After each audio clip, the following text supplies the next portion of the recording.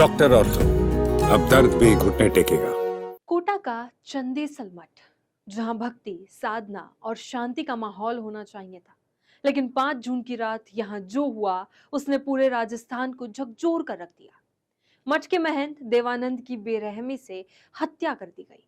शुरुआत में मामला लूट और चोरी का लगा, लेकिन जैसे जैसे पुलिस जांच आगे बढ़ी, एक एक कर ऐसे राज सामने आने लगे जिन्होंने इस हत्याकांड को और भी रहस्यमय बना दिया। अब शक की सुई मठ के भीतर मौजूद लोगों तक पहुंच चुकी है।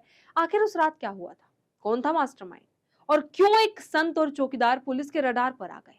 नमस्कार, मैं कीर्ति भारद्वाज, चैनल 4 न्यूज राजस्थान पर आप सभी का स्वागत है। रात का सन्नाटा, चंद्रेसल मठ की शांत फिजा और अपने कमरे में विश्राम कर रहे महंत देवानंद। किसी को अंदाजा नहीं था कि कुछ ही घंटों बाद यह मठ एक खौफनाक अपराध का गवाह बनने वाला है। 5 जून की रात महंत देवानंद पर चाकू से ताबड़तोड़ हमला किया गया। हमलावर तब तक वार करते रहे जब तक उनकी सांसें थम नहीं गई। सुबह जब इस वारदात का खुलासा हुआ तो पूरा इलाका स्तब्ध रह गया। पहली नजर में मामला चोरी और लूट का दिखाई दे रहा था। तिजोरी टूटी हुई थी, सामान बिखरा पड़ा था और मठ के बाहर खड़ी कार आग की लपटों में जल चुकी थी। लेकिन पुलिस को कुछ ऐसा नजर आया जिसमें कहानी की दिशा बदल गई। जांच आगे बढ़ी तो सामने आया कि यह कोई साधारण चोरी नहीं थी। ये एक सुनियोजित साजिश थी जिसकी पटकथा कथित तौर पर कई दिन पहले लिखी जा चुकी थी। पुलिस के मुताबिक मठ से जुड़े विवाद और निजी स्वार्थ इस हत्याकांड की जड़ में थे। जांच में मुख्य साजिशकर्ता के रूप में संतोष राय का नाम सामने आया। आरोप है कि उसने महंत को रास्ते से हटाने की योजना बनाई और इसके लिए आदित्य वर्मा को 1 लाख रुपए का लालच दिया। इसके बाद साजिश का दायरा बढ़ता गया। आदित्य ने अंकित बैरवा, पुष्पेंद्र सिंह और प्रिंस और एक नाबालिग को इस मिशन में शामिल कर लिया।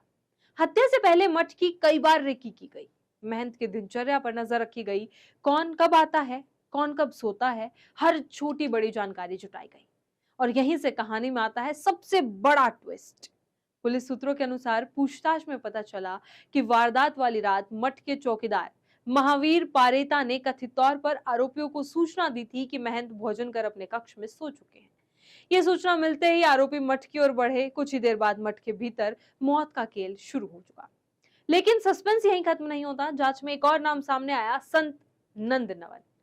पुलिस सूत्रों का दावा है कि हत्या के बाद पूरे मामले को चोरी का रूप देने की सलाह दी गई थी।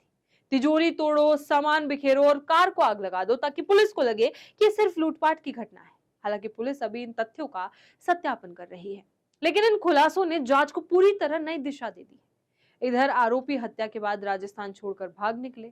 उनका प्लान साफ था, राज्य बदलो, पहचान बदलो और लंबी फरारी काटो। लेकिन पुलिस भी उनके पीछे थी। तकनीकी निगरानी, साइबर इनपुट और मोबाइल लोकेशन की मदद से पुलिस ने आरोपियों का पीछा शुरू किया। उज्जैन, इंदौर, संभाजी नगर, अहिल्यानगर, करीब 2000 किलोमीटर तक चली ये पीछा करने की कहानी किसी क्राइम थ्रिलर फिल्म से कम नहीं थी। आखिरकार महाराष्ट्र के ढोंड रेलवे स्टेशन के पास पुलिस ने जाल बिछाया और फरार आरोपियों को दबोच लिया। इस कार्रवाई में आदित्य वर्मा, अंकित बैरवा और आदित्य की पत्नी मिकल जॉर्ज को गिरफ्तार किया गया।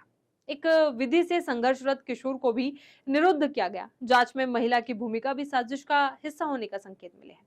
अब पुलिस की नजर सिर्फ गिरफ्तार आरोपियों तक सीमित नहीं है। 2 और संदिग्धों तक जांच की कड़ियां पहुंच चुकी हैं। चौकीदार और संत से भी लगातार पूछताछ हो रही है।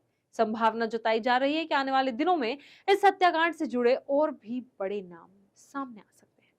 सवाल सिर्फ ये नहीं है कि महंत देवानंद की हत्या किसने की, सवाल यह भी है कि क्या इस साजिश के तार मठ के भीतर तक फैले हुए थे?